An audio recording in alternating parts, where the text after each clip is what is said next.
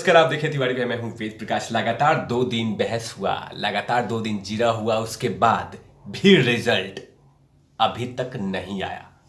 मतलब कि कहीं ना कहीं केस मजबूत है, कहीं ना कहीं तमाम सबूत ठोस है। तभी तो बॉम्बे हाईकोर्ट के जज साहब लगातार एनसीबी के दस्तावेज को पढ़ रहे हैं। लेकिन उन चिलगोजों को यह समझ में नहीं आ रहा है जो लोग लगातार समीर वानखेड़े पे कीचड़ उछाल रहे हैं, समीर वानखेड़े को नीचा दिखा रहे हैं, समीर वानखेड़े के पावर को कम करना चाहते हैं। उन तमाम लोग को ये संदेश कहीं ना कहीं चला गया होगा कि अगर एनसीबी ने जो केस बनाया है, जो फाइलें दी है जज साहब को, वो कहीं ना कहीं ठोस सबूत हैं। तभी तो सुप्रीम कोर्ट के इतने बड़े वकील मुकुल रोहतगी साहब, अमित देसाई जी, ये तमाम लोग को संघर्ष करना पड़ रहा है, जुड़ा करनी पड़ रही है, बहस करनी पड़ रही है, सिर्फ आर्यन खान के जीत दिलाने के लिए, जमानत दिलवाने के लिए। तो कहीं ना कहीं ठोस सबूत तो एनसीबी ने बनाया है, तो फेक कहां हो सकता है? अगर फेक होता तो बॉम्बे हाईकोर्ट ये कह देता, ऑर्डर ऑर्डर, एनसीबी आपने गलत किया है, आप जाइए और जमानत दिया जाए, ऐसा बोल देता। लेकिन कहीं ना कहीं ठोस सबूत, बहुत सारी टाइट चीजें पकड़ी गई हैं, ताकि इसीलिए समस्या हो रही है। 30 पन्नों का दस्तावेज एनसीबी ने जज साहब को दिया था, पटल पे रखा था, रजिस्ट्रार को दिया था कि जरा सबूत देखा जाए। अब वही 30 पन्नों ने ऐसा खेल बिगाड़ा है आर्यन खान के, ताकि जेल से बाहर नहीं निकल पा रहे हैं। दूसरे दिन की बहस हुई, दूसरे दिन की जिरा हुआ, दूसरे दिन की लगातार बातचीत चली, लेकिन कुछ भी नहीं आया। अब तीसरे दिन यानी मतलब कल होगा जिरा, कल बातचीत होगी, कल लगातार एनसीबी को जज साहब सुनेंगे, उसके बाद फैसला देंगे। लगभग कल माना जा रहा है कि कहीं ना कहीं फैसला या तो एनसीबी के फेवर में आएगा या तो शाहरुख खान के फेवर में आएगा। मतलब कि आर्यन खान जेल से बाहर निकलेंगे, ये हो सकता है, लेकिन इसका जजमेंट नहीं दे रहा। लेकिन उन तमाम लोग को ये संदेश चला गया होगा, बॉम्बे हाई कोर्ट में अगर इतनी लंबी बहस चल रही है, आदान प्रदान हो रहा है, सबूत रखे जा रहे हैं, वो तमाम सबूत कहीं ना कहीं चीख चीखे ये कह रही है कि आर्यन खान के इन्वॉल्वमेंट दिख रहा है। तभी तो इतने बड़े बड़े वकील बातें रखते हैं और उनके सामने एनसीबी के पॉइंट्स, उन एनसीबी के सबूत बौने नजर आने लगते हैं। तभी तो जज साहब लगातार 2 दिन समय लिए और तीसरा दिन का समय दे रहे हैं। लेकिन अभी भी ये नहीं कहा जा सकता कि आर्यन खान को बेल मिल सकता है। लेकिन इधर जो साजिशें रची गई थी समीर वानखेड़े के खिलाफ, कि समीर वानखेड़े को उसका पावर कम कर देंगे, हम ये सर्टिफिकेट दिखाएंगे, हम ये कहेंगे, हम वो कहेंगे, हम ये करेंगे, हम वो करेंगे, इसके कहने से समीर वानखेड़े की जॉब चली जाएगी, जॉब खत्म हो जाएगी, जांच से हटा दिए जाएंगे, किसी और को जांच दिया जाएगा, क्रूज मामले की जांच कोई और करेगा, अनन्या पांडे से पूछताछ को कोई और करेगा, उससे ऊपर में किसी और पूछताछ करेगा, लेकिन समीर वानखेड़े हट जाएगा। लेकिन उप महानिदेशक मुंबई जोन के ज्ञानेश्वर सिंह, जो कि एनसीबी के हैं, उन्होंने कह दिया है कि समीर वानखेड़े कहीं पे भी, किसी जगह पे भी हिलने वाले नहीं हैं। वो उस फाइल पे कुंडली मार के बैठे हैं या बैठे रहेंगे, क्योंकि इस तरह का ऑफिसर की जरूरत है इस देश को।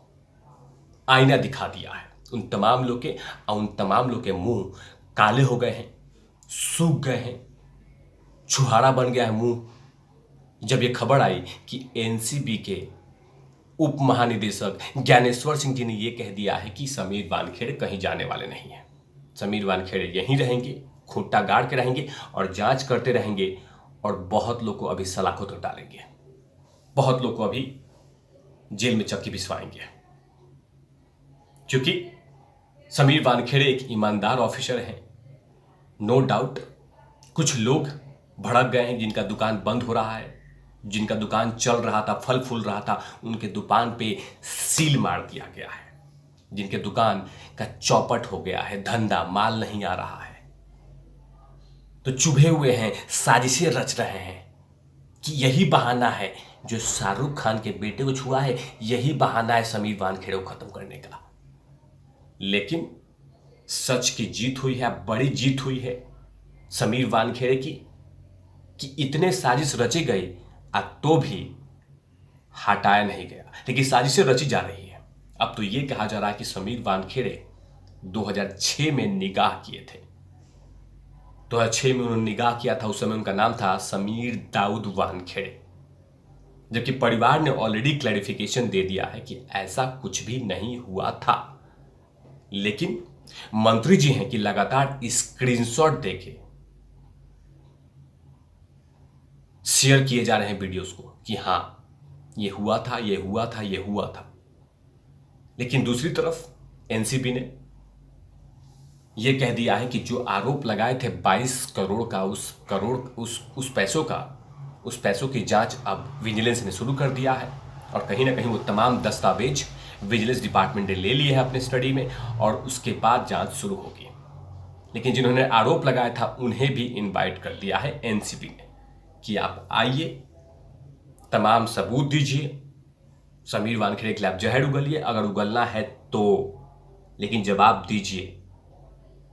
इस तरह से कोसों दूर बैठ के एफिडेविट में जमा कीजिए, आइए जवाब दीजिए, और जो भी कुछ कहना है हमसे सामने कहिए कि समीर वानखेड़े ने पैसा लिया था, 8 करोड़ मांगा था, 9 करोड़ मांगा था, ये किया था, वो क्या, तमाम सबूत दीजिए। लेकिन ऐसे बातें मत कीजिए। ऐसे तमाम बातें एनसीबी ने कहा है कि वो प्रभाकर सैल वो आए और अपनी बात रखें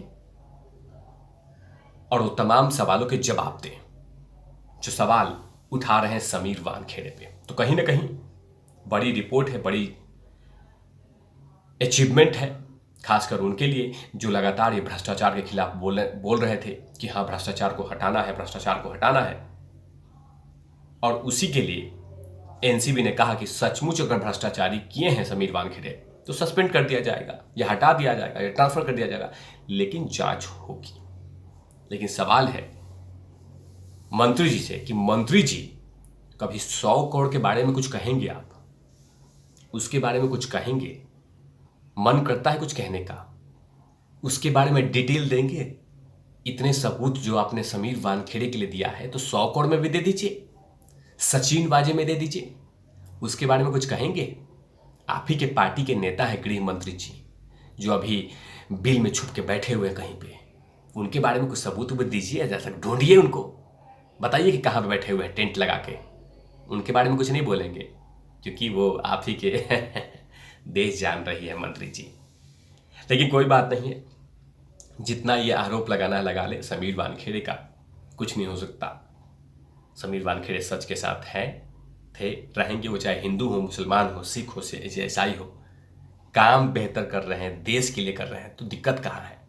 किसी जाति धर्म के लिए नहीं होता, काम बेहतर होना चाहिए, जाति धर्म पे सवाल नहीं होने चाहिए, काम बोलता है, काम बेहतर होना चाहिए।